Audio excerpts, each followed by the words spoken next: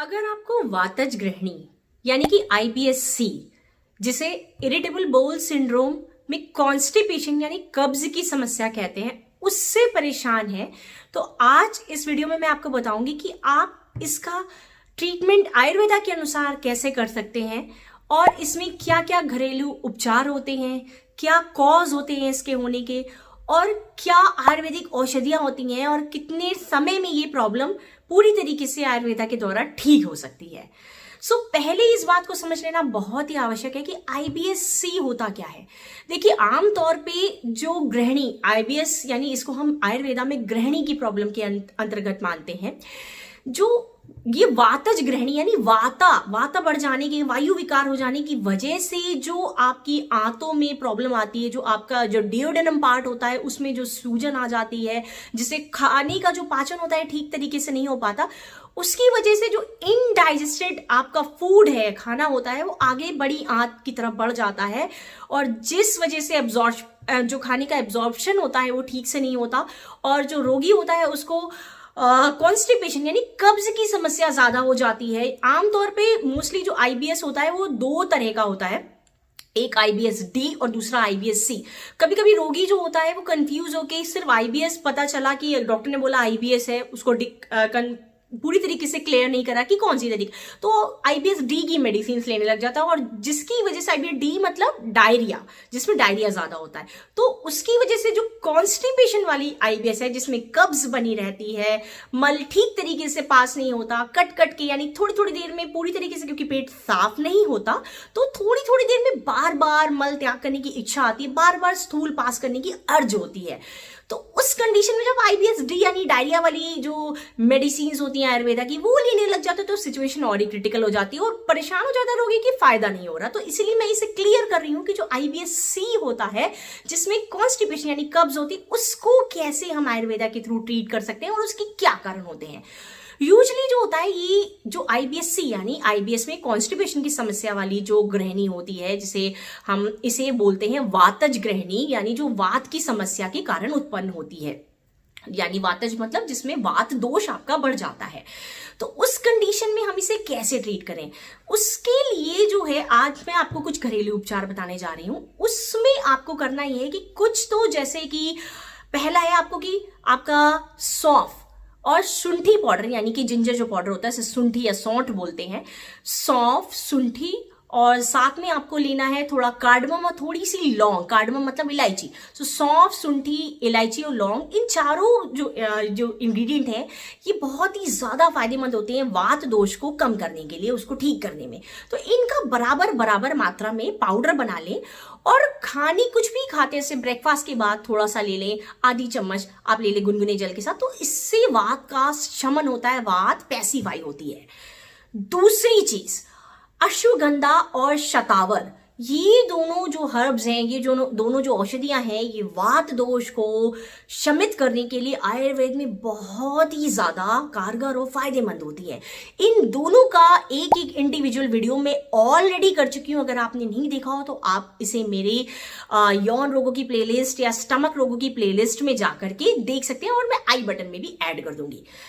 उसके बाद इसका थोड़ा थोड़ा आधा आधा चम्मच आप खाने के बाद इसका भी सेवन करें गुनगुने जल से, तो इससे वात रोग, जो वात दोष से जो लोग पीड़ित होते हैं, इसकी वजह से जोड़ों में गठिया बाई, इस तरह की तमाम तरह की IBS, पेट की संबंध जो प्रॉब्लम्स हैं, इन सब में बहुत ही ज्यादा लाभ मिलेगा। क्योंकि जो ये IBS-C है, इसका जो मेन रूट कॉज है वो आपका वात होता है, वातज रोग है ये, तो उस वजह से इसका ये शमित करेगा। तो ये एक, तो दूसरा ये उपाय हो गया, इसे आप करें। तीसरा जो आता है वो ये है कि खाने में थोड़ा सा घी यानी घी का शामिल करें। वो भी घी को, उसको आयुर्वेदा में बोला गया है आपका स्निहन प्रक्रिया, इसको घी को शामिल करें। लेकिन अगर आपको यानी अगर आपका जो मल है उसमें चिकनाहट नहीं आ रही है, या आपको आमवात यानी आव नहीं आ रहा है मोशन के साथ, यानी जो मल है उसके साथ आव नहीं आ रहा, आव पास नहीं हो रहा, जो चिकनाहट होती है, लबलबाहट, वो नहीं आ रहा, तो आप घी का सेवन करें, क्योंकि घी से जो ये आपकी संग्रहणी जो ये वाली होती है कॉन्स्टिपेशन कब्ज वाली, इसे बहुत ज्यादा फायदेमंद होता है। क्योंकि क्या होता है इसमें, हमारी वातज रोग होने के कारण जो हमारी आती है ड्यूडेनम में, ये पूरा शुष्क हो जाता है, ड्राई हो जाता है, जिसकी वजह से जो मल है वो कटता रहता है, एक बार में पूरी तरीके से साफ नहीं होता। और फिर क्या होता है, क्योंकि मल सड़ता रहता है आंतों में, तो धीरे धीरे उसमें आंव बनना शुरू हो जाती है, फिर संग्रहणी का रोग यानी स्वेलिंग आ जाती है, और फिर धीरे धीरे उसमें आगे चलकर जब इसका बहुत ही वृहद रूप ले लेता है तो उसमें अल्सर्स होने की भी संभावनाएं, यानी कि घाव होने की संभावनाएं हो जाती हैं। तो इस चक्कर में आप थोड़ा थोड़ा, अगर आपको अभी शुरुआत है या अभी अगर आपको लग रहा है कि आपको आंव नहीं बन रही है, तो आप उस सिचुएशन में आप घी लें। और किसी किसी को घी सूट नहीं करता है, एक साथ घी भारी कर जाता है, बहुत से लोगों को नहीं सूट करता, तो घी में थोड़ा सा सौंठ मिला दें।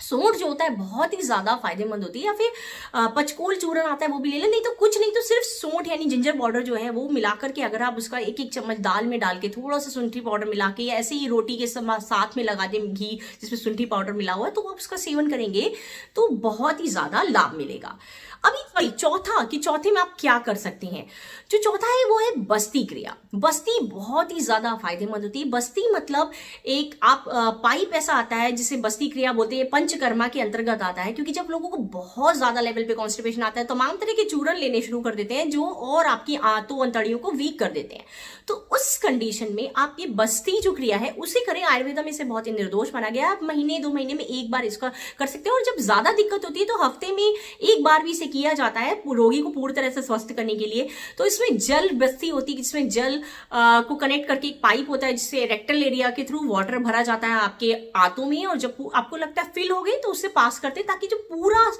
काफी समय से सड़ता हुआ मल है जो आपकी आंतों में वो अच्छे से बाईपास हो जाए और आंतें क्लीन हो जाए। जिससे कि क्लीन होंगी तो, क्योंकि क्या होता है जब आपको इस तरह की कॉन्स्टिपेशन वाला आपको आईबीएस होता है, आईबीएस-सी होता है, तो उस सिचुएशन में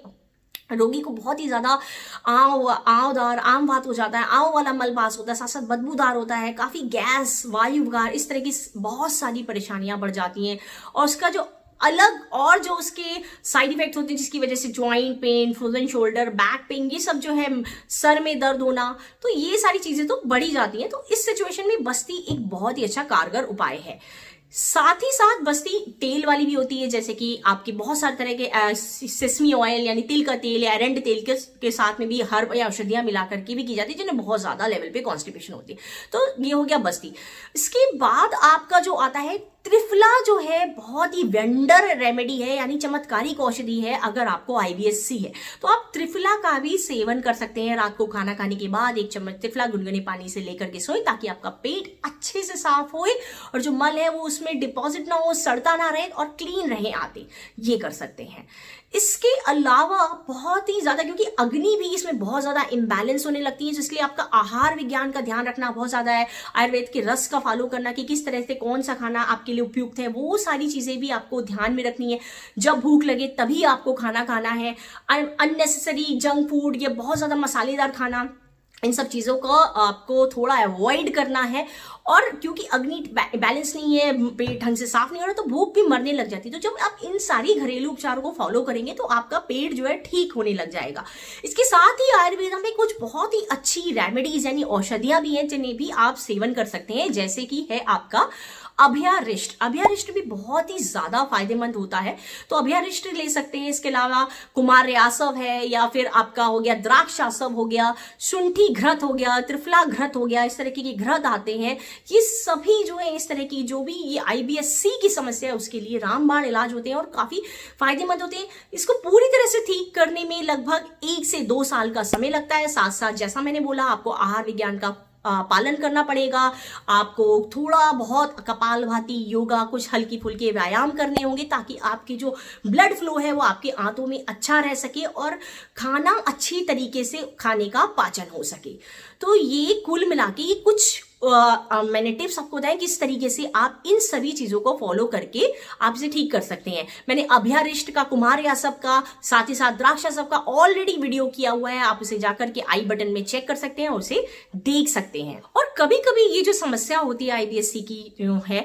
वो कभी कभी आपकी ब्रेन यानी कि बहुत ज्यादा स्ट्रेस लेवल हाई होने की या बहुत ज्यादा एंजाइटी या डिप्रेशन की वजह से भी पेट में सिम्टम्स आते हैं, जिसका भी मैंने एक ऑलरेडी वीडियो किया है, यानी कि पेट और मानसिक विकारों का क्या संबंध है, तो वो भी आप आई बटन में जाके चेक कर सकते हैं। साथ ही अगर इस तरह की आपको लग रहा है कि आपकी डिप्रेशन, एंजाइटी, स्ट्रेस लेवल के कारण आपको आईबीएससी की परेशानी हो रही है, आपका पेट खराब रहता है, अच्छा नहीं रहता, बार बार कॉन्स्टिपेशन रहता है, ठीक से साफ नहीं रहता, तो उस कंडीशन में आप तक्रकल्प का पालन कर सकते हैं। तक्रकल्प यानी कि जिसमें दही यानी छाछ, जिसे बटर मिल्क कहते हैं, उसका सेवन करा जाता है दिन में 2 से 3 बार। और इसको कैसे बनाना है इसका भी मैंने एक वीडियो किया हुआ है, जिसे आप आई बटन में जाके चेक कर सकते हैं। पूरा आयुर्वेदा तरीके से इसे कैसे बनाना है मैंने वो बताया है, तो आप उसको घर में ही बना करके 2-3 बार खाना खाने के बाद थोड़ा थोड़ा आधा ग्लास अगर आप लेते हैं, तो धीरे धीरे जो आपकी पाचन की जो प्रणाली है वो धीरे धीरे स्वस्थ होने लगती है, स्वेलिंग कट ऑफ हो जाती है, और जो कब्ज की शिकायत है वो भी धीरे धीरे खत्म होने लगती है। आंव, संग्रहणी, ये जितनी भी परेशानियां हैं